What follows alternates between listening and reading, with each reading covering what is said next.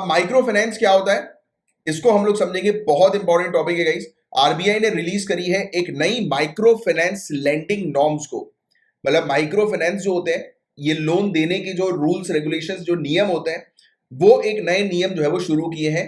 RBI ने release किया है कि जितनी भी जो एनबीएफसीज वगैरह हैं, बैंक्स वगैरह जो है, जो माइक्रो फाइनेंस जो है वो देती हैं, लेंड करती हैं, लोन देती हैं, तो उन्हें कुछ रूल्स रेगुलेशन फॉलो करने होंगे। तो रूल्स रेगुलेशंस जो है वो क्या है, तो सभी जितनी भी entities, banks, non banking financial companies, micro finance institutions, तो इनके जो रेगुलेशन होंगे सभी के सभी सेम होंगे। मतलब कि इनको सभी के सभी को माइक्रो फाइनेंस के मामले में सेम जो है वो रूल्स को फॉलो करना होगा। एक माइक्रो फाइनेंस लोन जो है वो डिफाइन किया गया है आरबीआई के द्वारा कि ये कोलैटरल फ्री लोन होगा। Point to be noted, collateral free loan, ऐसा लोन जिसमें जो व्यक्ति है जिसको लोन दिया जाता है उससे कुछ भी चीज आप गिरवी नहीं रखोगे। मतलब बैंक बिना कुछ भी चीज गिरवी रखे सामने वाले व्यक्ति को लोन ऑफर करेगी। तो पहली चीज तो ये आ जाती है माइक्रो फाइनेंस की डेफिनेशन के अंदर। ये हाउस होल्ड को दिया जाएगा जिसकी एनुअल हाउस होल्ड इनकम होगी वो 3 लाख रुपए तक की होगी मात्र। Point to be noted, micro finance किनको दिया जाएगा, उन लोग एलिजिबल हैं जिनकी हाउस होल्ड इनकम मात्र 3 लाख रुपए तक की है। सभी के सभी कोलेटरल फ्री लोन जो है वो ऑफर किए जाएंगे लो इनकम हाउस होल्ड को, जैसा मैंने भी आपको बताया। और ये लो इनकम हाउस होल्ड जो हम लोग को देखने को मिलेगी, ये माइक्रो फाइनेंस लोन के लिए एलिजिबल होंगे।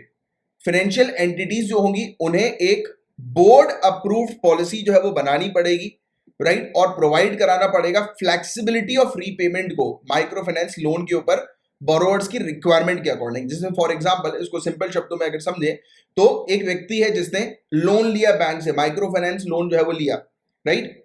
अब वो व्यक्ति चुका नहीं पा रहा है, तो वो बोरोवर जो है उसकी रिक्वायरमेंट के अकॉर्डिंग, मतलब वो अगर बोरोवर जो है, बैंक जो है वो बोरोवर से बात करे कि भैया आप खुद बताओ कि आप जो है वो कब दे पाओगे, तो वो ये बोल दे कि सर मैं 2 महीने में एक बार अपनी ईएमआई पे कर सकता हूं, 2 महीने में मैं इतना अमाउंट पे कर सकता हूं।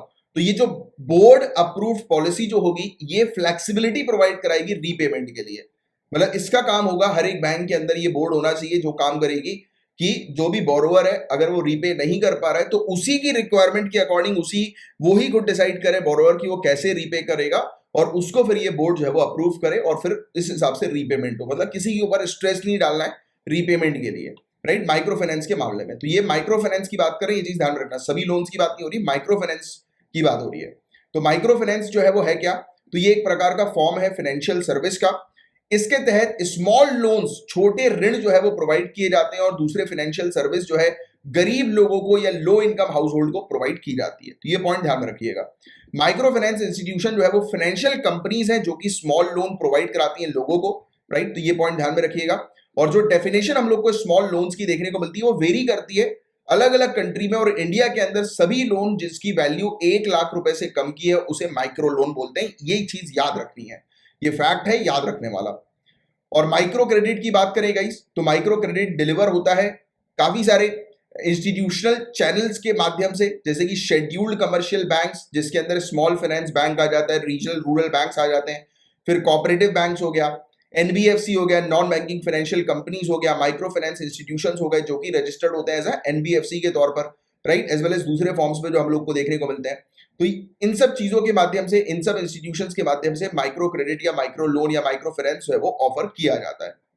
और सिग्निफिकेंस क्या है इस पर्टिकुलर प्रपोजल का, जो आरबीआई ने प्रपोजल जो रखा है कि सभी के लिए रूल्स रेगुलेशन एक समान होंगे। तो आरबीआई जो है वो मतलब फॉरवर्ड लुकिंग स्टेप है ये आरबीआई का, जिसके तहत रिस्पॉन्सिबिलिटी जो है वो इंस्टीट्यूशन की कि आप जो है वो फिक्स करें अपना reasonable interest rate transparent terms पर।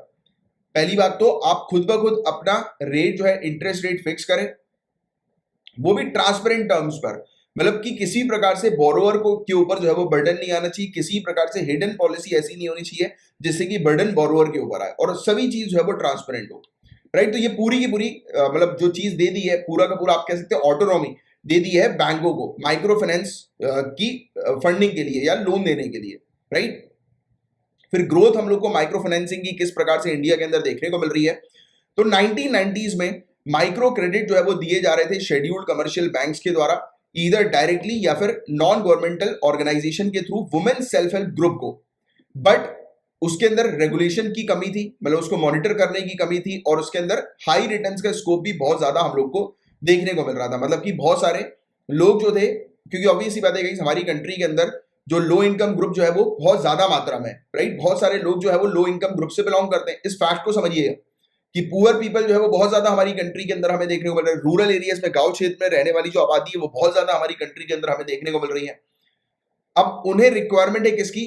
छोटे लोन की, राइट, 1 लाख से कम के लोन की, अपनी बेसिक नीड्स को फुलफिल करने के लिए रेगुलर बेसिस पर। होता है काफी सारे घरों के अंदर कि आखिरी का जो महीना होता है, आखिरी का हफ्ता बोलिए आप, महीना नहीं, मतलब हफ्ता, एक महीने में आखिरी वाला जो हफ्ता होता है वो बहुत परेशानी में चलता है लोगों का। तो उस समय लोगों को छोटे मोटे अमाउंट लोन लेने की आवश्यकता होती है। कई बार लोग अपने दोस्तों से बोरो कर लेते हैं, बट और कई बार जो है वो इधर उधर से बोरो करते हैं जिसमें उन्हें इंटरेस्ट देना होता है अननेसेसरली। तो उससे बेटर है कि आप बैंक से बोरो करो, बैंक आपको ये सर्विस जो है वो ऑफर करे, प्रोवाइड कराए, राइट। तो इसी पर्पस के लिए हमें देखने को मिला था कि इसकी डिमांड जो है वो बहुत ज्यादा बढ़ गई थी 1990s के समय पर। तो एक प्रकार से बैंकिंग सेक्टर के अंदर ये चीज क्लियर हो गई थी कि माइक्रो फाइनेंसिंग बहुत अच्छी तरीके से चलेगी इंडिया में, और उस पर हैवी रिटर्न, हाई रिटर्न जो है वो बैंकों को मिल सकेगा। काफी सारे फॉर प्रॉफिट फाइनेंशियल एजेंसीज होती हैं, जैसे कि नॉन बैंकिंग फाइनेंशियल कंपनीज होगी, माइक्रो फाइनेंस इंस्टीट्यूशन जो होगा वो इमर्ज होके आए, वो उभर कर आए। और मिड 2000s में, मतलब सन 2000 के बीच में हमें देखने को मिला कि बहुत सारे अकाउंट जो है वो बनना शुरू हो गए, और माल प्रैक्टिसेस भी हम लोग को देखने को मिली। मतलब कि बहुत सारे, आप ये कह सकते हैं कि काफी सारी स्टेट्स जो थी, जैसे आंध्र प्रदेश की अगर हम बात करें, तो यहाँ पर किसी भी चीज को ऑन रिकॉर्ड जो है वो नहीं रखा जा रहा था, और काफी सारे घोटाले इस प्रकार के माइक्रो फाइनेंस पे हम लोग को देखने को मिल रहे थे, राइट। और माइक्रो फाइनेंस क्राइसिस हो गए थे आंध्र प्रदेश के अंदर, जिसके कारण आरबीआई ने पूरे मुद्दे को जो है वो चेक किया, जांच करी, और फिर एक किसके रिकमेंडेशन पर, मेलेगाम कमेटी के रिकमेंडेशन पर, या फिर मालेगाम कमेटी जो समिति जो हमें देखने को मिलती है उसके रिकमेंडेशन पर, जो कि एक नई रेगुलेटरी फ्रेमवर्क एनबीएफसी एमएफआई, मतलब नॉन बैंकिंग फाइनेंशियल कंपनीज और माइक्रो फाइनेंस इंस्टीट्यूशंस के लिए फ्रेमवर्क जो है बुलाया गया, जिसे इंट्रोड्यूस किया इन्होंने दिसंबर 2011 में। क्योंकि ऐसे जो लोन्स थे जिनकी कोई लिखा पढ़ी नहीं हो रही थी, जिसके कारण जो है वो बार बार ऐसे लोन्स को जो है वो डंप किया जा रहा था, मतलब लोन दिए जा रहे थे सामने वाले को, और बैंक की जो हम लोग को बैलेंस शीट देखने को मिल रही थी उसके अंदर एनपीए जो है वो घोषित किया जा रहा था क्लियरली। वो जानबूझकर छोटे छोटे अकाउंट्स में जो है वो ऐसे फंड जो है वो डाले जा रहे थे और घोटाला किया जा रहा था। तो जब ये घोटाला सामने आया, तब आरबीआई ने स्ट्रिक्टली कहा कि पूरे जितने भी माइक्रो फाइनेंस है, आप लेंडिंग कर रहे हो, लोन दे रहे हो, उसका एक रिकॉर्ड मेंटेन करो, उसकी प्रॉपर ऑडिटिंग जो है वो होनी चाहिए। फिर कुछ सालों बाद आरबीआई ने परमिट किया एक नए टाइप का प्राइवेट लेंडर, जो कि स्मॉल फाइनेंस बैंक हम लोग को देखने को मिला, जिसका ऑब्जेक्टिव ये था, unserved the unserved unserved the underserved. मतलब कि ऐसे लोगों को हमें टारगेट करना है जिन तक बैंकिंग फैसिलिटी अवेलेबल नहीं है, जिन तक बैंकिंग एक्सेस अवेलेबल नहीं है, तो उन लोग को आपको जो है वो टारगेट करना है। तो ये आरबीआई ने इसी चीज के तहत जो है वो स्मॉल फाइनेंस बैंक जो है वो शुरू किया।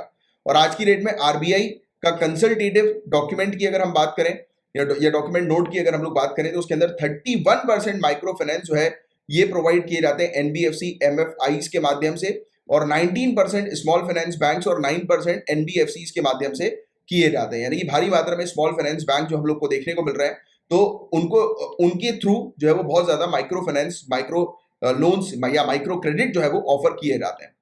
और प्राइवेट फाइनेंशियल इंस्टीट्यूशन जो है ये भी एक्सपोनेंशियली इसकी ग्रोथ हम लोग को देखने को मिली पिछले कुछ सालों में।